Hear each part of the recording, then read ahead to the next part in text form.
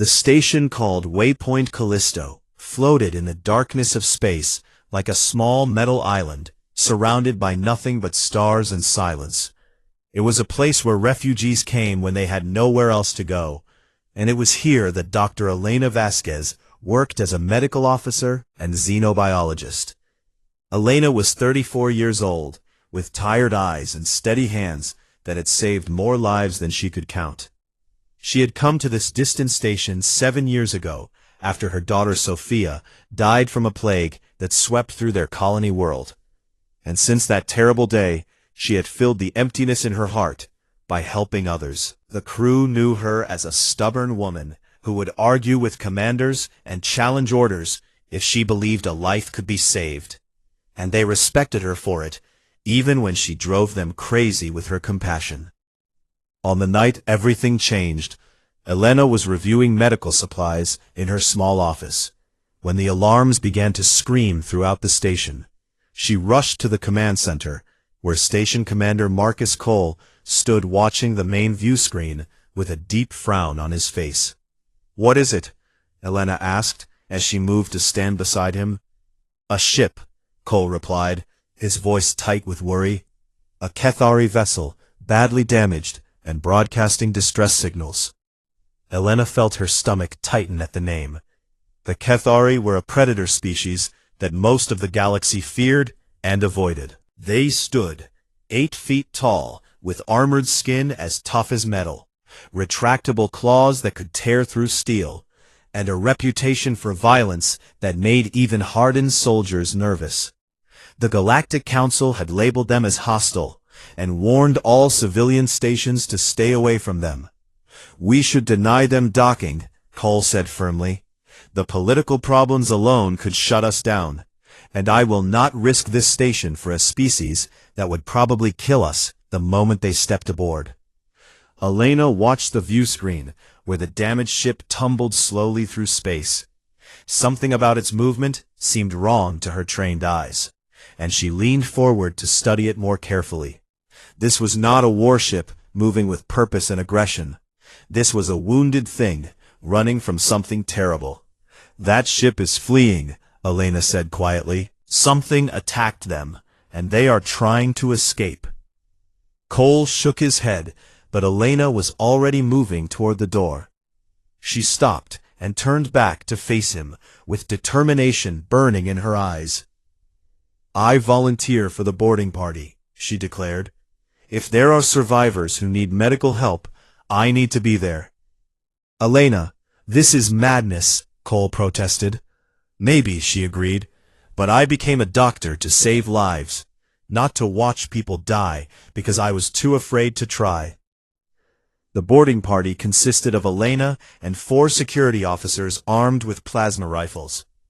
They docked with the Cathari vessel and entered through an emergency airlock.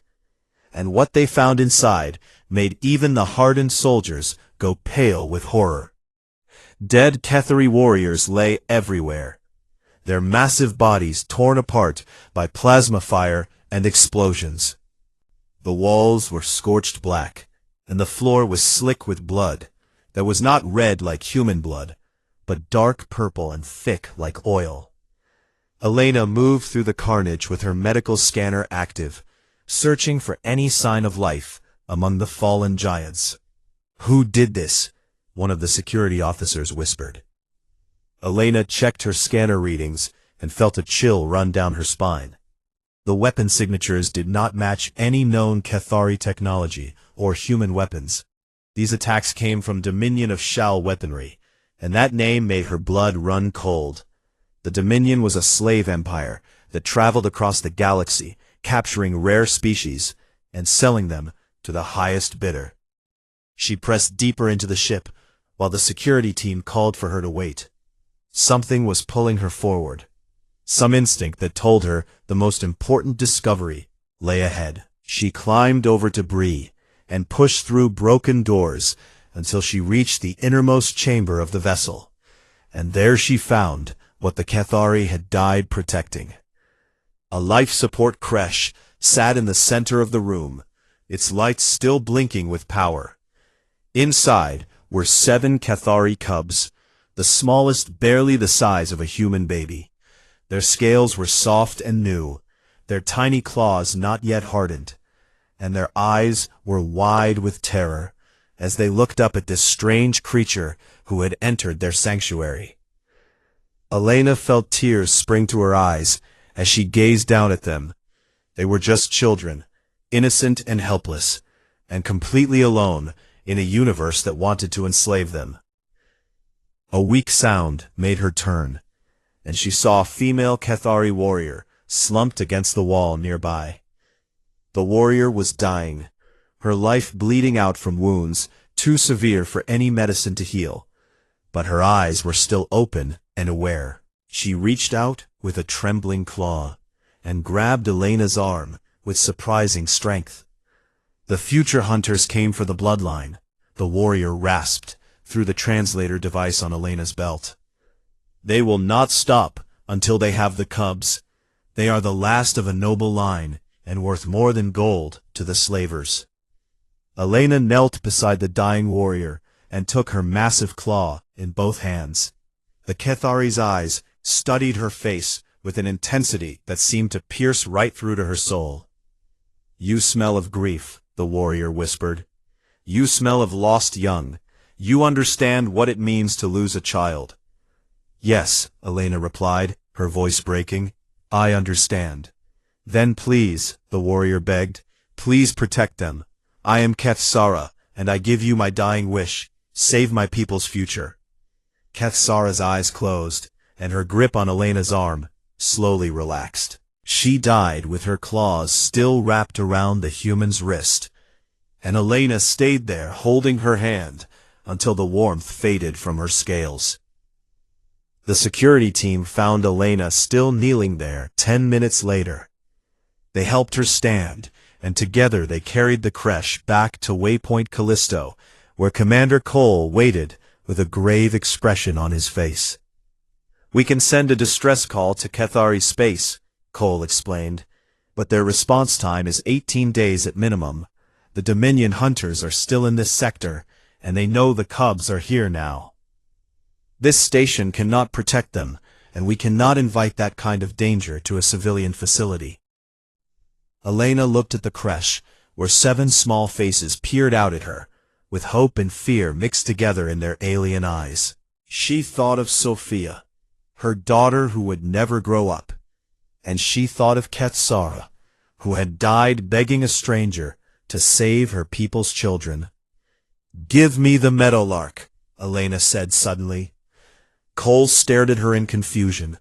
The Meadowlark was an old research vessel sitting in dry dock, decommissioned and forgotten for years. "I will take the cubs myself," Elena continued. "I will draw the hunters away from the station and keep the children safe until the HFY fleet arrives." "That is suicide," Cole said flatly. "You are talking about flying an outdated ship against Dominion slave hunters, with nothing but 7 alien infants for company." Elena smiled sadly and reached out to touch the creche, where the smallest cub pressed its tiny claw against the glass. She could feel its heartbeat through the barrier, fast and frightened and desperately alive. "I have been dead for 7 years, Marcus," she said softly. "Ever since Sophia left me, I have just been going through the motions of living. But these children need someone to fight for them, and maybe that is what I need too." She turned to face him with fire in her eyes. "Maybe it is time I started living again, even if it means dying for real this time." Cole was silent for a long moment before he finally nodded with reluctant respect. "Then go," he said, "and may whatever gods watch over fools and heroes keep you safe." Elena Vasquez walked to the dry dock with 7 cubs who would become her children, and a promise made to a dying warrior burning in her heart. She did not know that she was walking toward legend, but she knew she was finally walking toward something that mattered. The Meadowlark launched into the darkness of space, just as Dominion hunter ships appeared on the station's sensors. Elena pushed the old engines to their limits and fled into the unknown with her precious cargo, and behind her, the stars seemed to whisper that the universe would never be quite the same again. The Meadowlark was an old ship with creaking joints and an engine that made worrying sounds whenever Elena pushed it too hard. But it flew true through the darkness of space, and that was all she could ask for as she ran from the hunters who wanted her cubs. Elena had been fleeing for 3 days now, jumping from system to system and hiding in asteroid fields and behind dead moons. The Dominion hunter ships were faster and newer, but she knew tricks they did not expect from a human doctor in a broken-down research vessel. She flew with all lights off and engines cold, drifting like a piece of space debris until the hunters passed her by. Then she would fire up the engines and run again. The cubs were restless in their creche during those first terrible days. They could smell her fear and her alienness, and it made them nervous and aggressive. The largest cub, a male with dark scales and fierce golden eyes, kept throwing himself against the containment field and trying to bite through it. He snarled at Elena whenever she came close, showing tiny fangs that would one day grow into deadly weapons. "I know you are scared," Elena told him gently. "I am scared too, but we are going to get through this together, I promise." The cub just growled louder, but Elena thought she saw something flicker in his eyes, something that might have been curiosity beneath all that fear. The biggest problem was food. The cubs needed live protein to survive, and their alien digestive systems could not process the human rations stored in the Meadowlark's supplies. Elena worked through 2 sleepless nights modifying the ship's biorecycler to produce synthetic meat cultures, but the cubs turned up their noses at the result and refused to eat. She had no choice but to become a hunter herself. At every stop, on every desolate moon or abandoned asteroid outpost, Elena went searching for creatures the cubs could eat. She caught strange lizards on a volcanic world and trap-jawed beetles on an ice moon, and she learned to kill quickly and cleanly because the cubs were always hungry. It was hard work for a woman who had sworn to save lives rather than take them, but she told herself that this was different. She was a mother now, and mothers did whatever was necessary to feed their children. She gave the cubs names, even though every rule of xenocontact told her not to form attachments. The big, aggressive one who kept trying to bite her became Talon, and she smiled every time he snapped at her fingers, because his spirit reminded her that these were fighters who would survive. The quietest one, a female who hid in the corners and trembled at loud noises, she called Shadow. There were Storm and Ember and Fang and Crest, each one unique and precious. But the smallest cub, the runt of the group who was barely half the size of the others, became her special favorite. This little one kept crawling toward her warmth whenever she sat near the creche, pressing tiny claws against the barrier as if trying to reach her. Elena called her Little Star because her eyes sparkled with an inner light that made Elena's heart ache with love. On the 8th day of their flight, Little Star got sick. Elena woke to the sound of labored breathing and found the tiny cub lying limp in the creche. Her scales had gone pale, and her breathing was shallow and wet. And Elena's medical scanner showed a respiratory infection that was spreading fast. She searched through every database on the ship, but no one had ever documented Cathari cub diseases. There was no treatment protocol, no medicine designed for their alien biology. Elena worked without sleep for 3 days, cycling through every compound in her pharmacy and watching Little Star's breathing grow weaker with each passing hour. The other cubs gathered around their sick sister and made soft, keening sounds of distress that broke Elena's heart. Talon stopped trying to bite her and instead pressed his face against the barrier, his golden eyes fixed on Little Star with something that looked like grief. On the 3rd night, Elena opened the creche barrier for the first time. She reached in with trembling hands and lifted Little Star into her arms, cradling the tiny cub against her chest. The other cubs went absolutely still, watching this strange creature touch their sister with their breath held tight. Elena held Little Star close and began to sing. It was the lullaby she used to sing to Sophia, a simple melody about stars and dreams and a mother's love that never ends. Her voice was rough from exhaustion and tears, but she sang anyway because it was all she had left to give. The cubs' tiny hearts, she could feel two of them beating against her chest, began to slow their frantic racing. Little Star's breathing eased, and her scales seemed to warm slightly, and Elena kept singing through the long, dark hours until morning came. When she woke, still holding Little Star in her arms, she found that all 7 cubs had somehow escaped the crèche.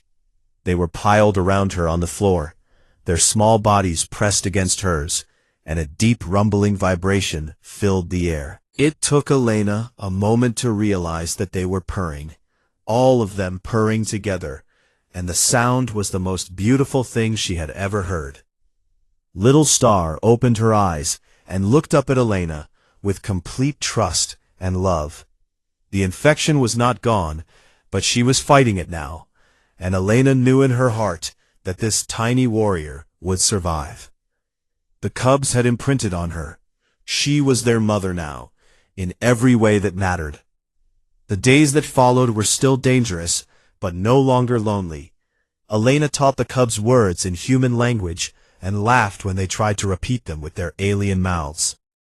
Talon learned to growl Elena first, and he said it with such fierce pride that she cried and hugged him, even though he pretended not to like it. Shadow learned safe, and food, and mother, and she would whisper them to herself when she was scared. But the Dominion was still hunting them, and a hunter captain named Vrex Shalaron had made the cubs his personal obsession. He was a collector of rare genetics who had paid enormous sums for the location of the Kethari bloodline, and he would not give up until he had his prize. His ships found Elena's trail 2 weeks into her flight, and he sent a broadcast that made her blood run cold. "Surrender the merchandise, human," his voice crackled through the Meadowlark speakers. "Your species is beneath my interest, but I will make an exception for you if you test my patience. Give me the cubs, and I will let you live." Elena looked at her children, at Talon, who was trying to look brave, and Little Star, who had crawled into her lap, and she felt a fury rise inside her that burned away all her fear. She opened a channel to Vrex's ship and smiled with teeth. "You want these children?" she said sweetly. "Come and take them from me if you can. But I warn you, I am a mother now, and mothers are the most dangerous creatures in any galaxy." Then she vented the Meadowlark's waste tanks directly into his lead ship's sensor array.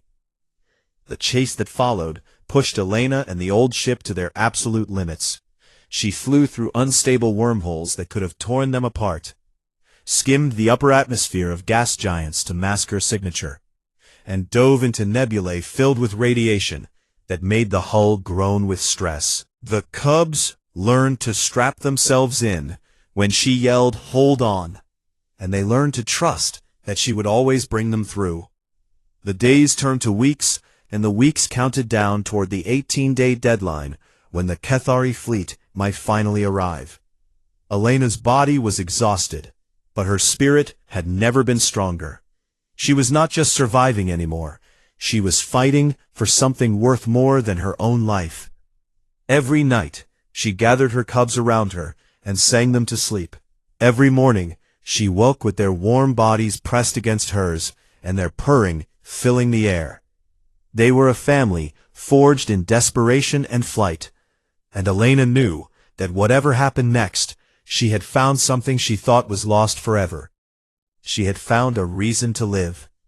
But the Meadowlark's engines were failing, and Vrex Shalaron was getting closer. Soon, she would have to stop running. And when that day came, she would have to find another way to protect her children. Elena looked at her cubs and made a silent promise that she would keep them safe, no matter what the cost. She did not know yet what that cost would be, but she was ready to pay it. A mother's love knows no limits, and Elena Vasquez had become more of a mother than she had ever been before. The Meadowlark could not run anymore. Elena stared at the engine readings with a sinking heart. The old ship had given everything it had, but now the main drive was failing, and 3 Dominion hunter ships were closing in fast. She had maybe 6 hours before they caught her, and there was nowhere left to hide. She pulled up star charts on the navigation screen and searched desperately for any option, any chance to keep her cubs alive. Her eyes landed on a world called HFY 7, a volcanic hellscape that most ships avoided because its electromagnetic storms could scramble sensors and make orbital bombardment nearly impossible. It was a terrible place to land, but it was also a terrible place to attack. "If you want my children," Elena whispered to herself, "you will have to come down and take them with your own hands." She set course for HFY 7 and sent one final transmission toward Kethari space. She broadcast the cub's genetic signatures and her coordinates, praying that someone would hear and come in time. Then she turned off the long-range communicator and focused on what came next. The Meadowlark descended through clouds of volcanic ash and landed on a plateau of black rock, surrounded by rivers of molten lava. The ground trembled with constant earthquakes, and the sky glowed orange with the light of distant eruptions. It was a hellish place, but it would serve her purpose. Elena had 18 hours before the Dominion landed their forces. She spent every minute of that time turning her ship into a fortress of death. She rigged the corridors with pressure-triggered plasma vents that would incinerate anyone who stepped on the wrong floor panel. She set up collapsing bulkheads that could be dropped with the push of a button, crushing enemies beneath tons of metal. She placed explosive charges at strategic points and connected them to a dead man switch on the reactor core. If she released the switch, the whole engine room would explode. The older cubs watched her work with wide eyes, understanding that something terrible was coming. Elena gathered them together and showed them the ventilation system that ran through the upper decks of the ship. "When I tell you to hide, you go in here, and you do not come out until it is safe," she instructed them firmly. "Talon, you are in charge. You keep your brothers and sisters quiet and protected." Talon shook his head stubbornly and planted his feet. He was nearly 4 feet tall now, his claws fully grown, and he refused to move from Elena's side. Elena knelt before him and pressed her forehead against his in the Kethari gesture of pack bond that she had learned from the ship's cultural database. She felt his confusion and his fear, but also his fierce determination to stand with her. "Your job is to protect them," she said softly. "That is the most important job of all. My job is to make sure you get the chance to do it." She pressed an emergency beacon into his claws. It was programmed with the Kethari distress frequency, and all he had to do was push the button to activate it. "If something happens to me, you push this button and you wait for your people to come. Promise me, Talon." Talon's golden eyes were bright with tears he was too proud to shed. He pressed his forehead harder against hers and growled a word that made her heart break. "Mother," he said. "I know, baby," Elena whispered. "I know. Now go protect your family." The cubs disappeared into the ventilation system just as the Dominion ships appeared in the sky above. Vrex Shalaran had brought 40 soldiers and 3 assault shuttles, confident that this would be more than enough to capture 1 human woman and a handful of cubs. He was wrong. The first wave of soldiers entered the Meadowlark through the main airlock, 10 elite troops in combat armor with weapons ready. Elena waited until they were all inside, then she opened fire from her hiding spot behind a cargo container. Her plasma rifle sang death, and 3 soldiers fell before they even knew where the shots came from. Elena moved like smoke through her own ship, appearing from one shadow to strike and vanishing into another before they could return fire. She took a plasma round to the shoulder, but she kept fighting, kept moving, kept killing. The second wave triggered her traps. 12 soldiers died in the first corridor when the floor panels activated, and jets of superheated plasma erupted from hidden vents. Their screams echoed through the ship as they burned, and the survivors fell back in terror. They had expected an easy capture, not a war. Vrex Shalaran watched through drone cameras and felt something he had not experienced in decades. It was respect, grudging and unwilling, for this small human who fought like a demon to protect creatures that were not even her own species. "Send in my elites," he commanded coldly. "Kill her and bring me the cubs." The elite soldiers were different from the regular troops. They were faster, stronger, and trained to handle any situation. 3 of them pushed through Elena's defenses, dodging her traps and tracking her through the ship with heat sensors. Elena fell back to the engine room, her ammunition running low and her wounded shoulder screaming with pain. She could hear the elites approaching through the corridor outside, and she could hear Little Star whimpering through the comm system she had left open so the cubs could hear her voice. There was only one way left to stop them. Elena activated the dead man's switch and held it tight in her bloody hand. If she let go, the engine room would explode and take everything within 3 decks with it. The elites would die, but so would she. The upper decks where the cubs were hiding would remain intact. The door burst open, and 3 armored soldiers leveled their weapons at her. "Drop the switch," the lead elite commanded. Elena smiled at him, a terrible smile full of blood and defiance. "You want rare genetics?" she said. "Come and get them." She let go of the switch. The explosion tore through the engine room like the fist of an angry god. Fire and force blasted outward in all directions, vaporizing the elite soldiers and punching through the deck beneath Elena's feet. The blast wave threw her broken body through a wall and collapsed 3 decks of the ship in a cascade of twisted metal and flame. But the upper decks held. Elena should have been dead. By every law of physics and biology, the explosion should have killed her instantly. But something kept her alive. Some stubborn refusal to stop fighting while her children were still in danger. She crawled. Her legs did not work anymore, and her vision was fading, but she dragged herself forward with her hands, pulling her shattered body up ladders and through burning wreckage. She left a trail of blood behind her, dark and wet on the scorched metal, and she kept crawling toward the ventilation access hatch where she had told the cubs to hide. Little Star was there when Elena finally reached the hatch. The tiny cub had pushed it open and was staring down at her mother with eyes full of terror and desperate hope. Elena reached up with a trembling hand and pressed the emergency beacon into Little Star's claws. "Go," she whispered. "Run and hide and wait for help. Tell them your mother loved you." Little Star made a sound that was half growl and half sob. She did not want to leave, but Talon appeared behind her and gently pulled her back into the ventilation shaft. "We remember," Talon growled down at Elena. "We remember always, Mother."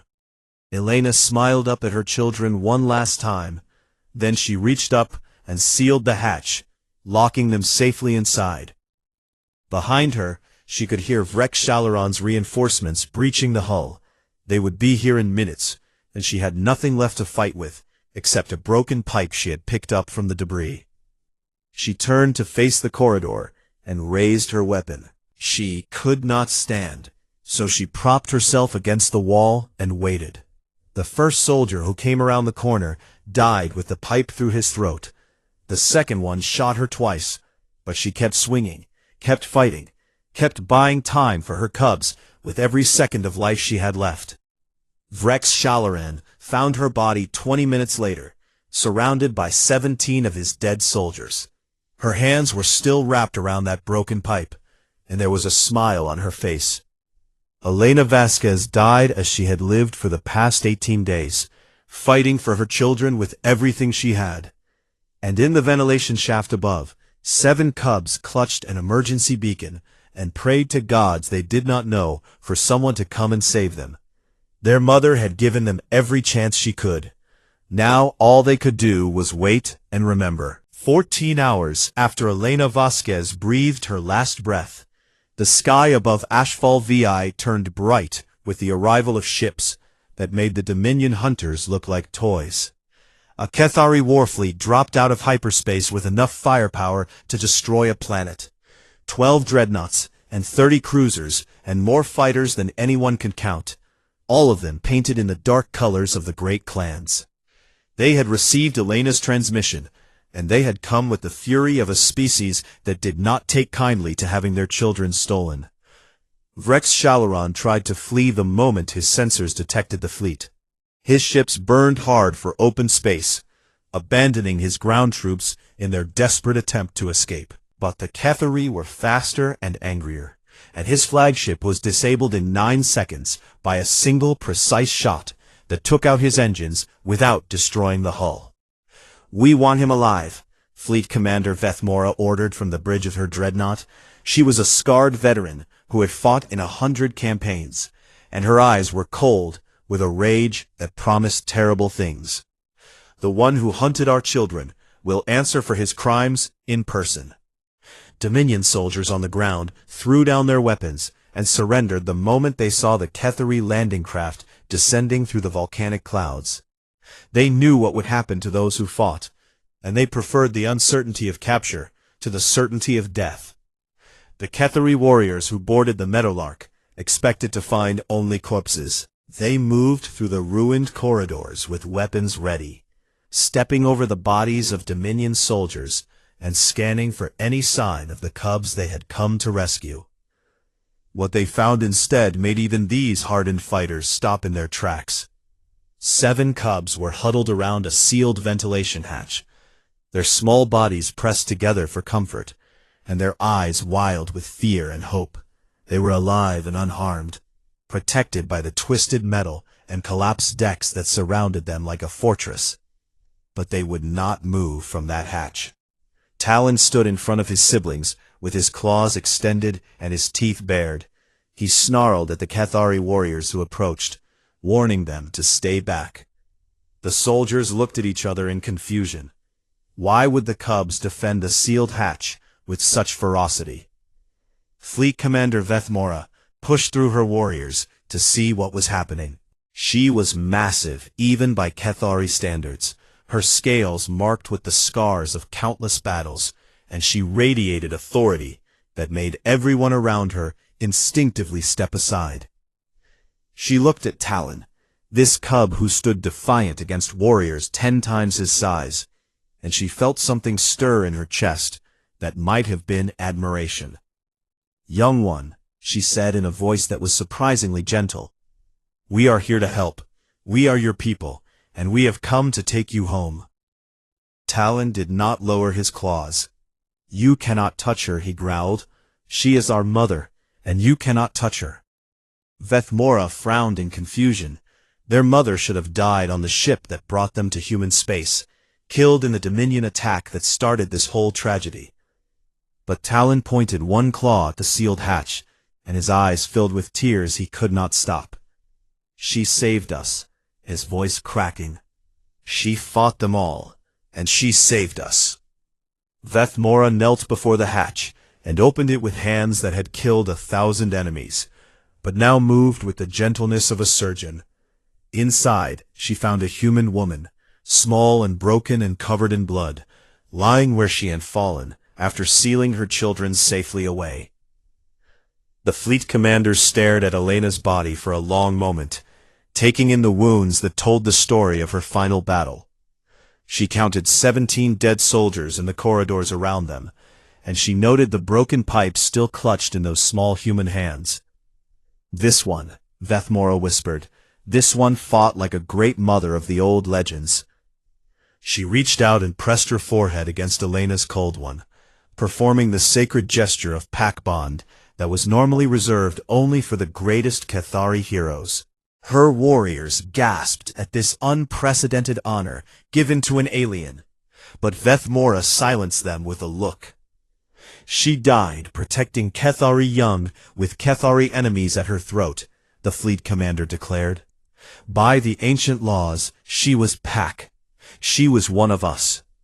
They took Elena's body aboard the flagship with full military honors. Warriors who had never shown respect to any other species stood at attention as she was carried past. And the cubs walked beside her with their small claws resting on her stretcher. Talon had finally let the warriors approach after Vethmora performed the forehead press. But he still refused to leave Elena's side. The ship's records told the whole story in terrible detail. The Kethari watched everything from the rescue at Waypoint Callisto to the final desperate battle on Ashfall VI. They saw Elena working through sleepless nights to save sick cubs. They heard her singing human lullabies to frighten children. They watched her smile as she taught them words and laughed at their attempts to speak. They saw the final recording, Elena bleeding out on the floor, pressing a beacon into Little Star's claws, and whispering about love. Vethmora had fought humans before. Her people had been enemies with humanity for generations, and she had never understood what made these small, soft creatures think they could stand against Kethari might. But watching this woman sacrifice everything for children who were not even her own species, she began to understand something new. Humans were not strong because of their muscles or their weapons. They were strong because of their hearts. The trial of Rex Shalaran took place before a joint tribunal of Kethari, human, and Galactic Council representatives.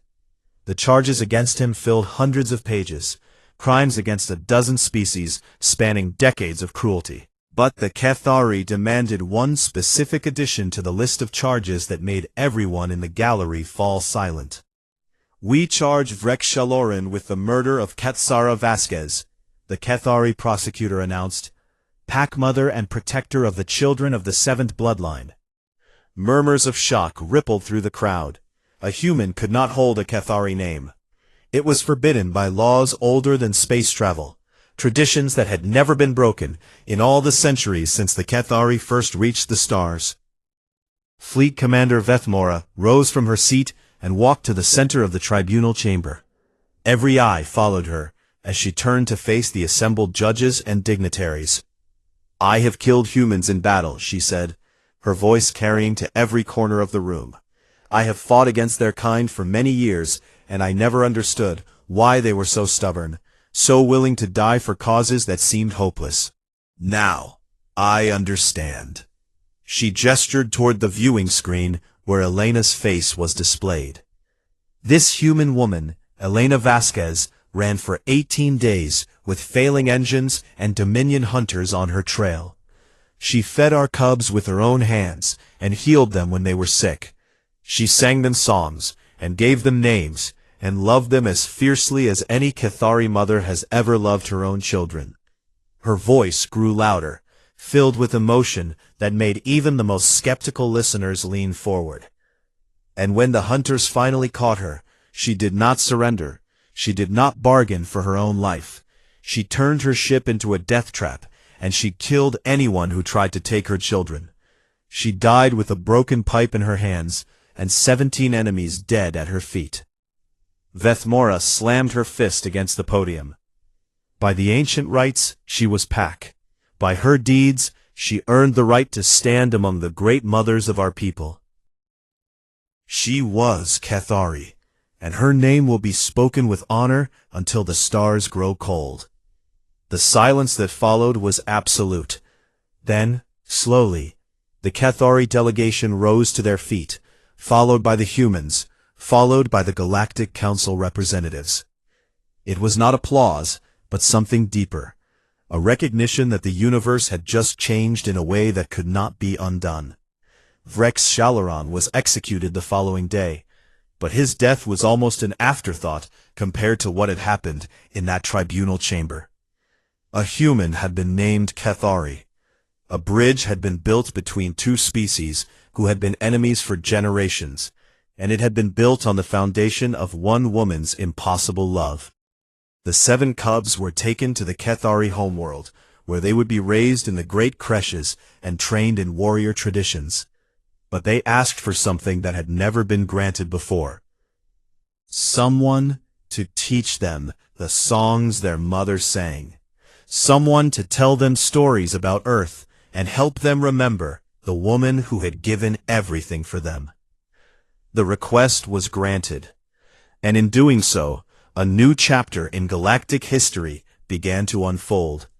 A chapter that Elena Vasquez would never read, but had written with her blood and her courage and her endless stubborn love. 20 years had passed since Elena Vasquez died on a volcanic world with a broken pipe in her hands and 17 enemies dead at her feet. 20 years of change that had transformed the galaxy in ways that would have seemed impossible on the day she made her choice to save 7 alien children. The orbital shipyards above the Cathari homeworld were the largest construction facilities in known space, capable of building ships that could crack moons and carry armies across the stars. Today, those shipyards were crowded with vessels from a dozen species, all gathered to witness something that had never happened before. Human and Cathari dignitaries stood together on the observation platform, their differences forgotten in this moment of shared history. Diplomats who had once faced each other across negotiating tables as enemies now smiled and laughed like old friends. Children of both species played together in the gallery below, their parents watching with the kind of relaxed happiness that came from genuine peace. They were all here for the same reason. They had come to watch a legend become steel. The ship that emerged from the construction dock was unlike anything the galaxy had ever seen. She was a dreadnought-class carrier, stretching 2.3 kilometers from bow to stern, her hull bristling with weapons and her engines burning with enough power to move worlds. She had been designed by human and Cathari engineers working side by side, the first joint military vessel ever created by the two species. Her armor was etched with Cathari honor glyphs that told the story of a human woman who had run through darkness to protect children who were not her own. Her hull was inscribed with human memorial script that spoke of courage and sacrifice, and a mother's love that knew no limits. And blazing across her bow, in letters of light, written in both languages so that anyone who saw her would understand, was her name, KHS Elena Vasquez. The captain who would command this great vessel stood on her bridge for the first time, looking out at the gathered fleet with eyes that held both pride and sorrow. He was a Cathari warrior, standing 8 feet tall, his scales scarred from a dozen battles, but there was a gentleness in his gaze that confused those who did not know his story. His name was Talon Vasquez, and on his chest he wore a human medal that had been awarded to his mother and accepted on her behalf. It was the Colonial Cross for Valor, the highest honor humanity could bestow, and he wore it next to his Cathari battle decorations without any sense of contradiction. His first officer was a human woman named Sophia Cole. She was the granddaughter of Marcus Cole, the station commander who had once told Elena that her mission was suicide. Sophia had requested this assignment specifically because she wanted to understand why her grandfather had never stopped talking about the stubborn doctor who had changed everything. "Captain on the bridge," one of the crew announced as Talon took his place in the command chair.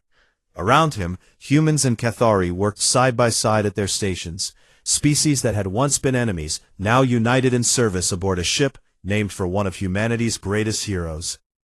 Talon looked at them and felt his mother's presence everywhere. She was in the mixed crew who served together without prejudice. She was in the joint design that combined the best of both species. She was in the very air they breathed, which was calibrated to be comfortable for human and Cathari lungs alike. "Status report," he ordered, his voice carrying the authority of command. "All systems nominal, Captain," Sophia replied with a smile. The Elena Vasquez is ready for her maiden voyage. Down in the medical bay, another member of the original 7 Cubs was preparing for the ceremony. Kira Vasquez, who had once been called Little Star, had grown into the ship's chief medical officer. She was small for a Cathari, but her hands were sure and her knowledge was vast, and she had delivered over 300 Cubs during her career, both human and Cathari alike. A young ensign entered the medbay, looking nervous about the upcoming launch. Kira smiled at him and began to sing softly, a simple melody about stars and dreams that made the ensign's tension fade away. It was the lullaby her mother used to sing, and she sang it to every frightened patient who came through her door. "Dr. Vasquez," the ensign asked as his nervousness faded, "why did you become a healer when all your siblings became warriors?" Kira considered the question with the same thoughtfulness she brought to everything. "Because my mother taught me that sometimes the fiercest thing you can do is refuse to let someone die alone," she answered. "She was not a warrior when she found us. She was a doctor, a healer, someone who had dedicated her life to saving others. And yet she fought harder than any warrior I have ever known, because she was fighting for love." She touched the small memorial pin on her uniform, a human design showing a star cradled in gentle hands. "I became a healer to honor that part of her. My brothers and sisters became warriors to honor her courage in battle. But we all carry her with us in everything we do." All 7 Cubs had survived, and all 7 served in the fleet. Storm commanded a patrol squadron on the border. Ember was an engineer who designed new ships. Shadow worked in intelligence, gathering information that protected both species. Fang was an ambassador who negotiated treaties, and Crest led the training academy where young warriors of both species learned to fight together. They were scattered across the galaxy, but they were never truly apart. They shared memories of a human woman who had loved them when no one else would, and those memories bound them together across any distance. In the memorial hall of the Elena Vasquez, there stood a statue that made everyone who saw it stop and stare. It showed Elena not as a warrior with weapons raised, but as she truly was, a tired woman holding a sick cub against her chest, her eyes closed and her lips parted as if singing in the dark. The plaque beneath the statue was written in both languages. She was not one of us. She made herself one of us, and in doing so, she made us more than we were. Rest now, mother. Your children are home. Captain Talon Vasquez stood before that statue every morning. He would press his forehead against the cold metal and whisper words that only he and his mother would understand. Then he would straighten his shoulders and walk to the bridge to do the work she had made possible. Today, as the ship prepared to launch, he stood before her one last time. "We made it, Mother," he said softly. "Everything you fought for, everything you died for, it worked. Humans and Cathari are not enemies anymore. We are family now, just like you tried to teach us." He touched the medal on his chest. "I am the captain of a ship that carries your name across the stars. Your legacy flies with me everywhere I go. And I promise you, I will protect every crew member aboard this vessel the same way you protected us." He performed the forehead press against the statue, and then walked to the bridge with his head held high. "All stations report ready for departure," Sophia announced when he arrived. Talon looked around at his crew, human and Cathari working together in perfect harmony. He thought about his mother, a small human woman who had dared to love predator children in a galaxy that told her it was impossible. She had been wrong about one thing. She had told Marcus Cole that she had been dead for 7 years, going through the motions of living after losing her daughter Sophia. But she had not been dead at all. She had been waiting for the moment when her heart would find a new purpose. She had found that purpose in 7 frightened cubs, and in protecting them, she had found herself again. "Prepare for departure," Talon commanded. His voice was strong, but there was a roughness to it that his crew had learned to recognize as deep emotion. "Course heading, Captain?" Sophia asked. Talon looked out at the stars, the same stars his mother had flown through in a broken old ship with nothing but love and courage to guide her. Somewhere out there was Ashfall Vivin, where her ashes had been scattered according to human custom. Somewhere out there was Waypoint Callisto, still helping refugees, still reaching out to those in need. "Wherever we are needed," he replied, "that is what she would want. That is what she would do." The KHS Elena Vasquez rose from dry dock, with her engines burning bright and her name blazing against the void. She was more than a ship. She was a symbol, proof that love could bridge any gap, and one person's sacrifice could change the entire galaxy. Behind her, the gathered fleet dipped their colors in salute. Ahead of her, the universe waited with all its dangers and possibilities. And on her bridge, the cub who had once growled his mother's name as his first word now commanded thousands, his mother's legacy living on in steel and in the hearts of everyone who served aboard her ship. Elena Vasquez was gone, but she would never be forgotten. Her children would make sure of that.